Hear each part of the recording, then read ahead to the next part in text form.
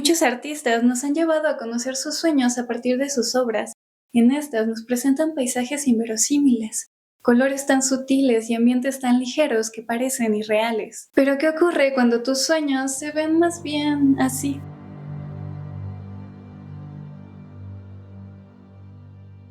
Hola, yo soy Yae y hoy vamos a hablar sobre la vida y obra de Beksinski.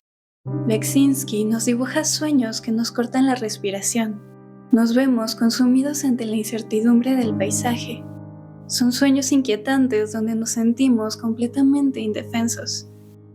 Él fue un pintor de origen polaco nacido el 24 de febrero de 1929. En realidad su formación no es precisamente en artes plásticas.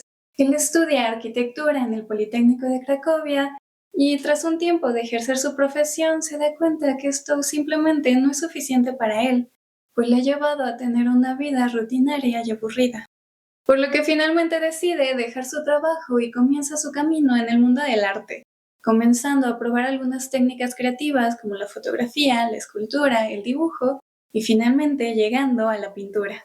Aún así, más adelante veremos cómo es que el estudio de la arquitectura tuvo una gran influencia en la creación de algunas obras de este pintor. Beksinski tuvo diversas etapas creativas donde desarrolla distintos estilos y técnicas. Como decía, él inicia con la fotografía y sus primeros trabajos datan de mediados de los años 50, como es el caso de esta fotografía de aquí. Un rostro que ha quedado vacío, donde solo vemos la oscuridad que se expande dentro de él. Y es que el vacío será uno de los principales temas que impulsan la creación de su arte. Dentro de la fotografía experimenta con texturas, ángulos e interviene en los resultados, como podría ser el caso también de este autorretrato realizado en 1957, donde igualmente nos encontramos con un rostro fragmentado, como sería el caso de otras de sus fotografías. A la par empieza a realizar sus primeros dibujos y esculturas, todo esto desde un estilo abstracto, pues este se encontraba en auge en aquel momento, y pronto nos empieza a mostrar aquellos elementos que van a ser parte central de su obra a lo largo de su vida. Estos cuerpos que parecen consumirse, la piel que se desgarra, tan delgada que podemos observar los huesos que se dibujan a través de ella, y en aquellos pliegues y texturas, nos lleva a las emociones encerradas en aquellos cuerpos, estos tormentos que toman forma. Beksinski desarrolló su técnica pictórica de manera autodidacta. Como veremos, pronto se decanta por un estilo más personal, dejando a un lado las corrientes que reinaban en aquel momento, olvidándose de lo abstracto para dedicarse hacia un estilo más realista.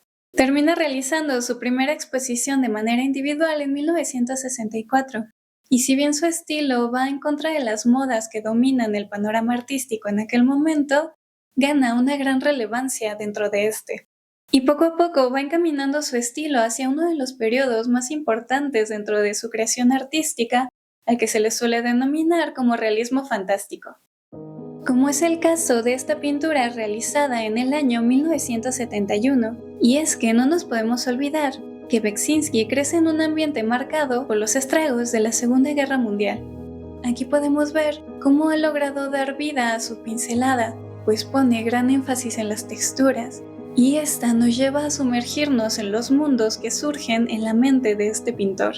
Su composición y cada pequeño detalle guía nuestra mirada a través de la inmensidad de este paisaje, despertando en cada uno de nosotros distintas emociones y preguntas, y es por estos paisajes que Beksinski es conocido como el pintor de pesadillas. Asimismo, él describe su trabajo de la siguiente manera: quiero pintar de tal manera como si estuviera fotografiando sueños. Esta es una realidad evidente, que sin embargo contiene una enorme cantidad de detalles de fantasía. Aunque como veremos más adelante, él tenía una idea bastante particular sobre la belleza, pero considero que uno de los elementos que más enmarcan su obra y que justamente viene de su formación como arquitecto es la perspectiva. A través de ella logra hacernos sentir pequeños ante la inmensidad y lo inquietante de estas figuras que nos rodean, y que a su vez pareciera que ante la más mínima respiración, cualquiera de ellas podría girar su mirada hacia nosotros. Y aquí existe una pregunta que nos plantea bellamente William Turner. ¿Es este brillo naranja la luz de un nuevo amanecer o el furioso deslumbramiento de un infierno apocalíptico? Dentro de su obra encontramos estos tonos ocres que lo caracterizan, pues gracias a su paleta de colores nos hace sentir que cada escena, por más distinta que sea, ocurre siempre dentro del mismo universo, uno tan vasto y a la vez tan lleno de desolación. Como mencionaba antes, es el vacío lo que impulsa a Beksinski a crear, o mejor dicho, el miedo al vacío, a lo efímero de la existencia. Como lo diría en alguna ocasión, considero la creación como el único camino posible contra la inevitabilidad de fallecer. Pinto para dejar algo permanente después de mi muerte. Por supuesto, todo está condenado a desaparecer con el tiempo. Tener mis propias pinturas alrededor me ayuda a preservar la ilusión de haber creado cosas permanentes. Él denominaba su arte como gótico barroco y justamente aquí hace referencia a una de las construcciones más representativas del arte gótico, la Catedral de Notre Dame en París. Solo claro que a su propio estilo. Entre la penumbra se alza la colosal estructura. Sin embargo, ya solo distinguimos su silueta. Ya no vemos esos grandes vitrales que filtraban la luz a su interior, dándonos un aspecto de divino, pues nada queda de divinidad en el claroscuro que la rodea. Asimismo, solo podemos ver aquel espacio en el que en algún momento debió de estar el rosetón, pero todo parece estar cubierto por una naturaleza que también ha terminado por fenecer. Es por ello que también muchos nombran el arte de Beksinski como posapocalíptico. Que claro, ¿cómo no hacerlo si te topas con criaturas como esta?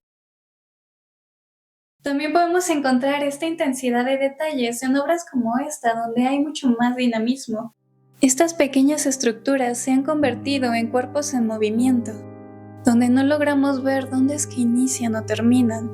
No hay división entre un cuerpo y otro.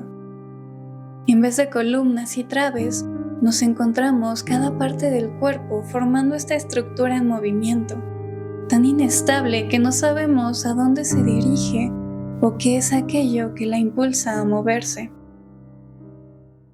Que personalmente, por razones bastante obvias, considero que a Beksinski le habrá fascinado el osario de Selec en Chequia, que de hecho colinda con el país de nuestro pintor. Sin embargo, alrededor del mundo existe una gran cantidad de iglesias con esta decoración tan particular, pero si quieren podemos hablar de ellas en otro video. Regresando a su obra, y como comentaba antes, Beksinski tiene una idea bastante particular de la belleza, a la cual se refiere de la siguiente forma. Quiero pintar imágenes bellas, pero rara vez las encuentro así. La belleza de la pintura descansa sobre algo en el interior de nosotros, que puede resonar o no con la cosa pintada. Además, la belleza de una pintura no debe de ser confundida con la belleza del tema.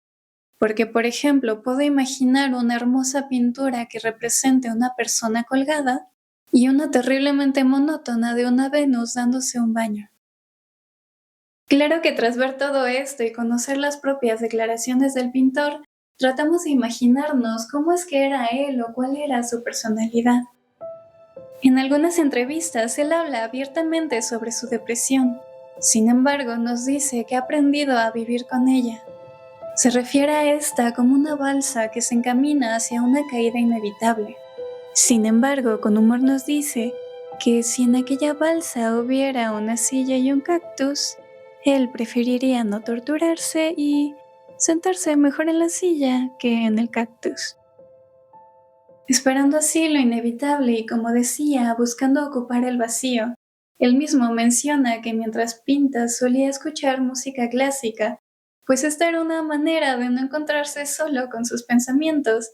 Y es que, claro, si esos pensamientos te llevan a obras como esta, pues resulta bastante entendible.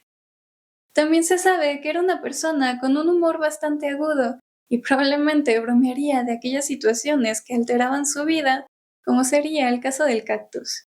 Del mismo modo, se sabe que no era muy partícipe de ir a sus propias exposiciones, tanto por su timidez y por algo que no le gustaba y que era un poco lo que estamos haciendo en el video de hoy.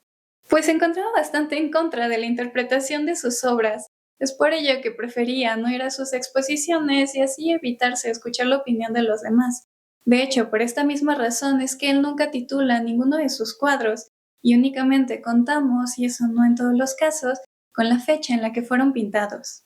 Que claro, yo en este caso he intentado decantarme un poco más por la descripción de los cuadros y en todo caso aportar un poco de aquellas emociones que estos evocan en mí. Aunque aquí podremos hablar de un tema que considero bastante interesante, pues pienso que nos es inevitable generar algún tipo de interpretación cuando observamos una obra. De algún modo es una manera en la que hacemos parte de nosotros aquello que estamos observando y por lo tanto formamos nosotros también parte del arte. Que por supuesto son dos cosas muy diferentes, hablar de aquello que evoca esta pintura dentro de nosotros a tratar de encontrar simbolismos en los que probablemente ni siquiera el pintor pensó.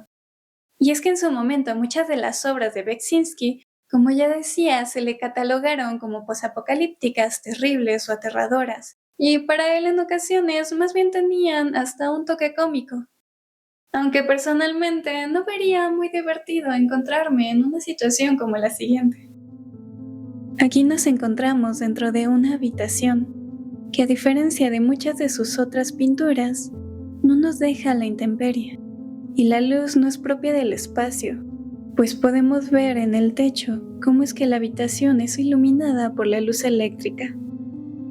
Aunque bien el piso de nuestra habitación está formado por tierra, algunos hongos y hasta un poco de agua estancada en el suelo, a los costados vemos a estos dos personajes sin rostro, que parecieran estar enraizados al mismo suelo en el que estamos.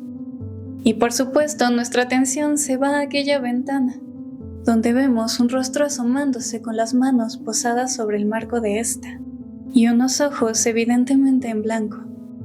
Debajo de él encontramos un pequeño letrero, quizá a modo de consuelo, pues si bien esta figura parece mirarnos directamente, en estas letras nos dice que es ciego, y una vez más nos deja sin aliento, pues si bien no puede vernos, aún podemos temer que el más mínimo ruido llame su atención.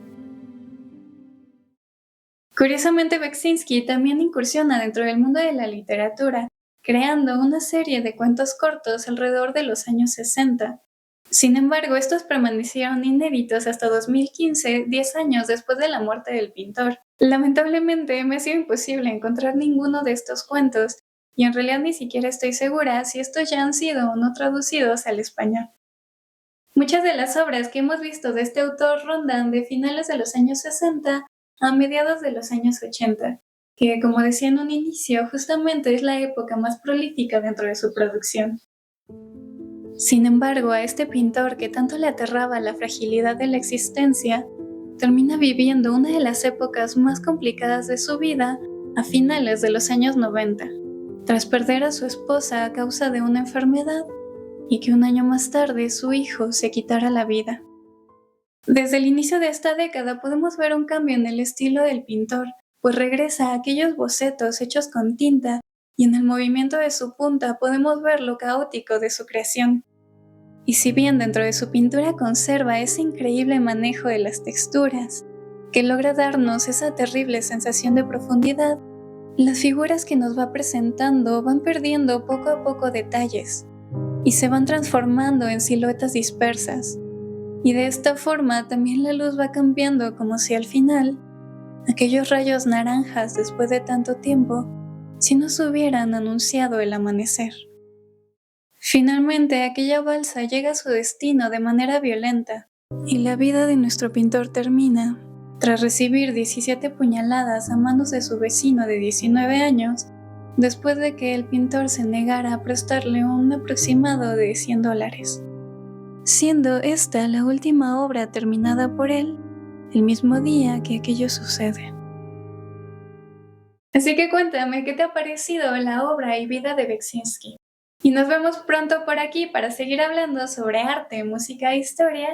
No olvides seguirme por mis otras redes sociales para más adelante volver a hablar de algunas obras de Beksinski.